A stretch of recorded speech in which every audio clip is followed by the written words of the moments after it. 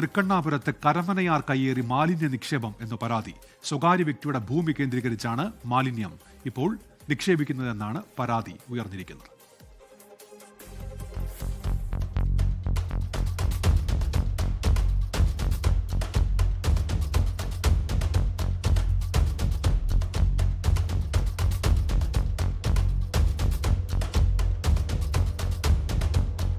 തിരുവനന്തപുരം നഗരത്തിൽ തൃക്കണ്ണാപുരം ശ്രീകൃഷ്ണ ക്ഷേത്രത്തിന് താഴെയുള്ള ഭൂമിയിലാണ് മാലിന്യ നിക്ഷേപം.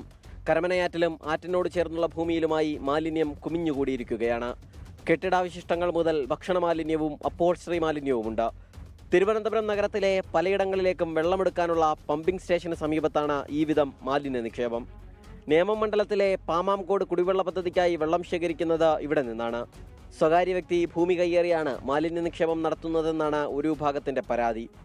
തിരുവനന്തപുരം നഗരത്തിലെ മുഴുവൻ മാലിന്യങ്ങളും കോഴി വേസ്റ്റ് അടക്കം കൊണ്ടിട്ട് നികത്തി പ്ലോട്ടിരിച്ചോണ്ടിരിക്കുന്ന സ്ഥലമാണ്.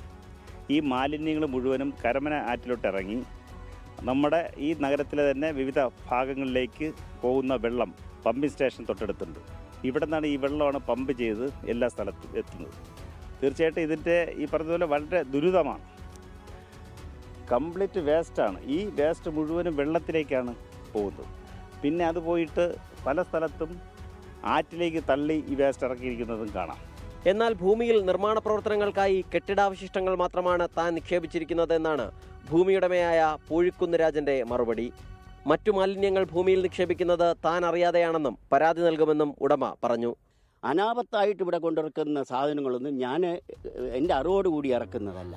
അത് ഞാൻ അറിയാതെ ഇവിടെ വണ്ടിക്കാർ അവരുടെ ലാഭത്തിന് വേണ്ടി വണ്ടി ഓട്ടത്തിന് വേണ്ടിയൊക്കെ പല സ്ഥലങ്ങളിൽ നിന്നെടുത്തുകൊണ്ട് ഇടുന്നതാണ്. അതിന് ഞാൻ ഉത്തരവാദിയല്ല. പക്ഷേ ഈ കിടക്കുന്ന ബാക്കി കോൺക്രീറ്റ് വേസ്റ്റ്, മണ്ണ്, ഇതെല്ലാം ഞാൻ എൻ്റെ പുരയിടം എനിക്ക് സുരക്ഷിതപ്പെടുത്തി എടുക്കുന്നതിന് വേണ്ടി ഞാൻ ചെയ്തു വരുന്നതാണ്. പ്രദേശത്ത് ദുർഗന്ധവും അസഹനീയമാണ്.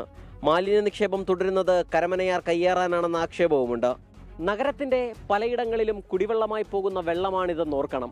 തിരുവനന്തപുരംകാരെ ഗുരുതരമായ ആരോഗ്യ പ്രതിസന്ധിയിലേക്ക് തള്ളിവിടരുതെങ്കിൽ വേഗത്തിൽ ഇടപെടലുണ്ടാവണം.